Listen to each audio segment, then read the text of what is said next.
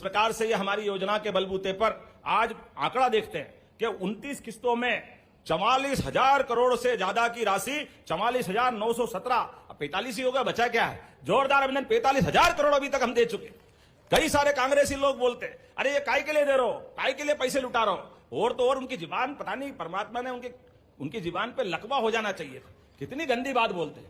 बेटे आप पैसे देते तो बहनें दारू पी जाते, शर्म आना चाहिए, डूब जाना चाहिए उनको। ये बहनें, आप बताओ, ये लाडली बहनों को देने वाली राशि से कोई बहनें दारू पीती क्या?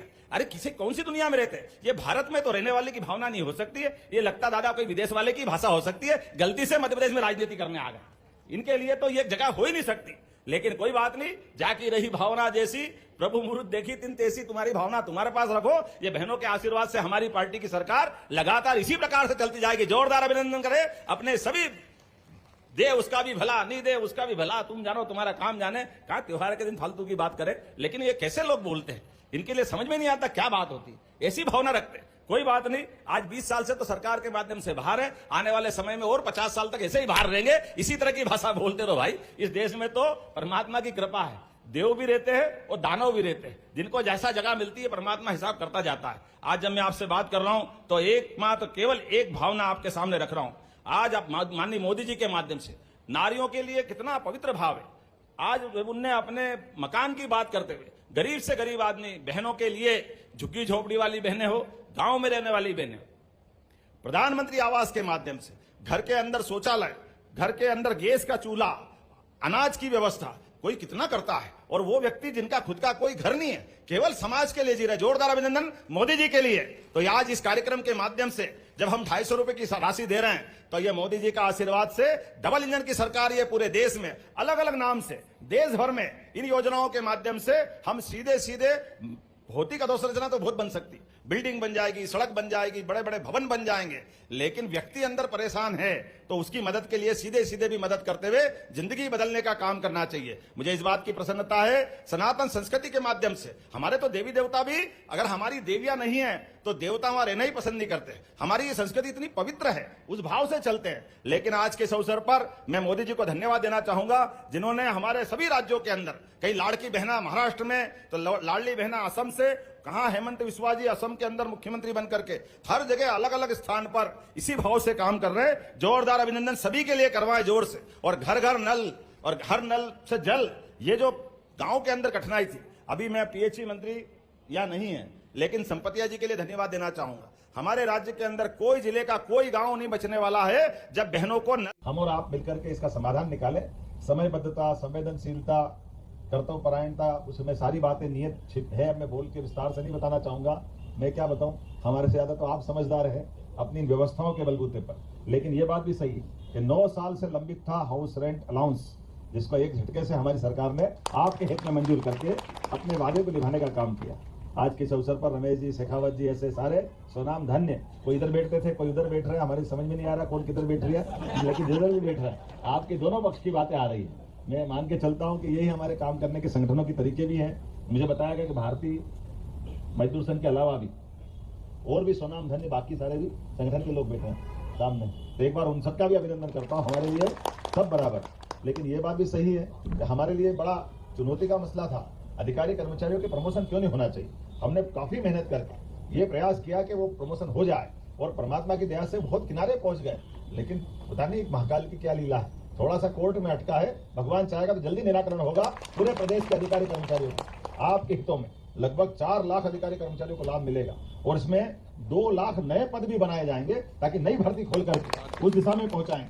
जैसे आपको जानकारी है 55% का जो हमने महंगाई भत्ता दिया, ये प्रदेश का, केंद्र और प्रदेश में सारे अंतर खत्म कर दिए। हमारे अधिकारी कर्मचारी और वहां के अधिकारी कर्मचारी, जब डबल इंजन की सरकार है तो एक इंजन अलग नहीं, ऐसा अलग अलग क्यों होना चाहिए? होना चाहिए कि नहीं होना चाहिए? बहुत सारे लोग बोल रहे हैं आपको थोड़ा जल्दी क्यों है, ऐसा क्यों करना चाहिए। हमने कहा भाई तुम तुम्हारी बात रखो, मोदी जी ने छोड़े चौगान बोला कि डबल इंजन की सरकार बनना चाहिए और डबल इंजन की गति से चलना चाहिए, तो आपका साथ ऐसा देना चाहिए कि नहीं देना चाहिए? ये सारी बातें तो हमको लेके चलना ही चाहिए।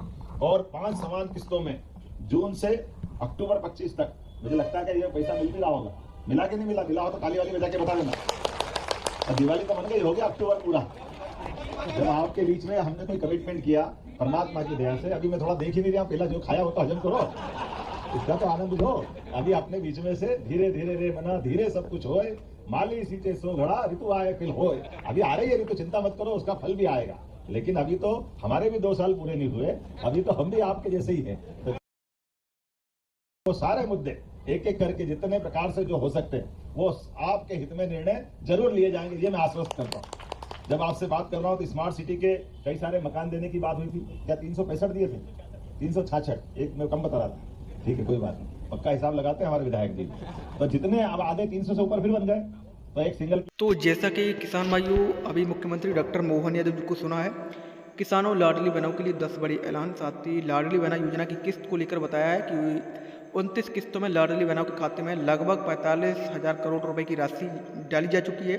अब अगले महीने जो पैसा आएगा 29वीं किस्त के बाद 30वीं किस्त का जो पैसा डलेगा वो 1500 रुपये लाडली बहनों के खाते में राशि आएगी, ये उन्होंने जानकारी दी है। साथ ही मुख्यमंत्री किसान कल्याण योजना के अंतर्गत 83 लाख किसानों के खाते में 2-2 हज़ार रुपये डाले जाएंगे, वो भी 14वीं किस्त के जो मुख्यमंत्री किसान कल्याण योजना की किस्त डलेगी। साथ ही किसानों को फसल बीमा की राशि भी मिलेगी। आवास योजना को लेकर भी उन्होंने बड़ा जो है ऐलान किया है कि गरीबों को आवास योजना का लाभ भी मिलेगा। प्रधानमंत्री मोदी जी के नेतृत्व में 2 करोड़ आवास गरीब क्षेत्रों में दिए जाएंगे।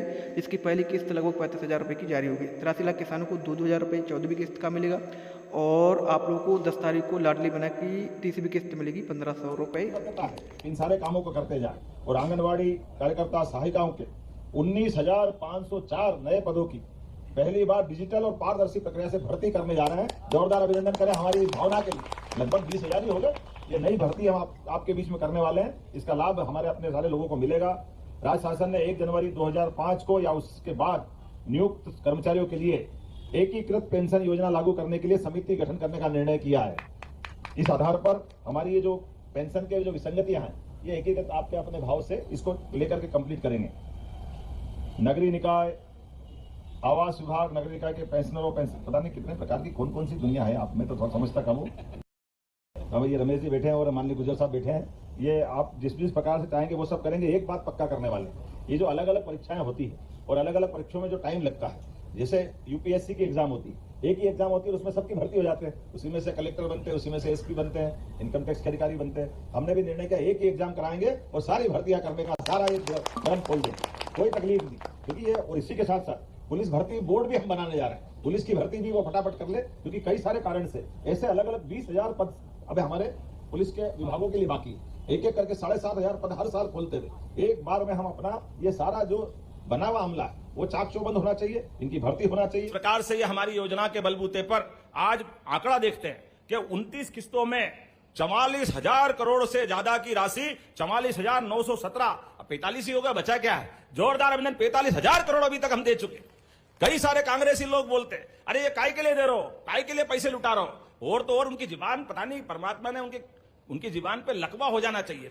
कितनी गंदी बात बोलते हैं। बेटे आप पैसे देते तो बहनें दारू पी जाते, शर्म आना चाहिए, डूब जाना चाहिए उनको। ये बहनें, आप बताओ, ये लाडली बहनों को देने वाली राशि से कोई बहनें, इसलिए इस दिशा में आगे बढ़ रहे हैं। और बहुत सारी बातें तो मैं बोलूंगा नहीं, लेकिन ये मान के चलो दिवाली मिलने के अवसर पर आज आपने पूरे प्रदेश से आकर के जो आनंद दिया है, मैं वास्तव में आप सबका अभिनंदन करता हूं, आपको बधाई देता हूं। और ये जो आपने कहा कि ये विभिन्न संवर्गों की वेतन विसंगति, ग्रेड पे पदनाम परिवर्तन और अन्य समस्याओं के निराकरण के लिए सेवानिवृत्त वरिष्ठ अधिकारी की अध्यक्षता में कर्मचारी आयोग का गठन किया जाए, मैं इसकी घोषणा करता हूं। ये आयोग बनाया जाएगा जिसके माध्यम से हमारे सारे अधिकारी कर्मचारियों की ये जो वेतन विसंगति और कई प्रकार की विसंगति, वो ज्यादा बेहतर होगा। आप 2-4 नाम भी देना, ढंग के जो काम समझने वाले हैं, क्योंकि हमारे पास में इस तरह के भाव को समझने वाले नाम में से कोई एक व्यक्ति को जवाबदारी देकर के निश्चित रूप से उसका हल करेंगे। एक बार फिर आपने तो बिहार की भी जय जयकार कर दी, इतनी अच्छी कविता गई, जोरदार अभिनंदन कर दो भाई। इससे अच्छा क्या है?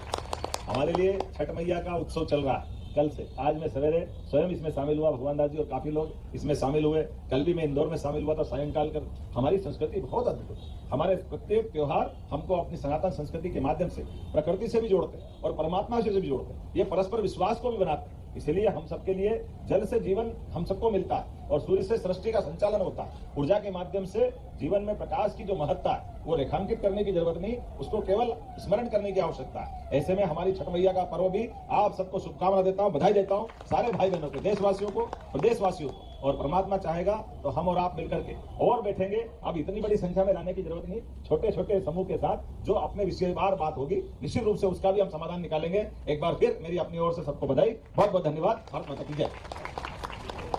एक बार जोरदार तालियों के साथ माननीय मुख्यमंत्री जी का अभिनंदन करें सभी लोग।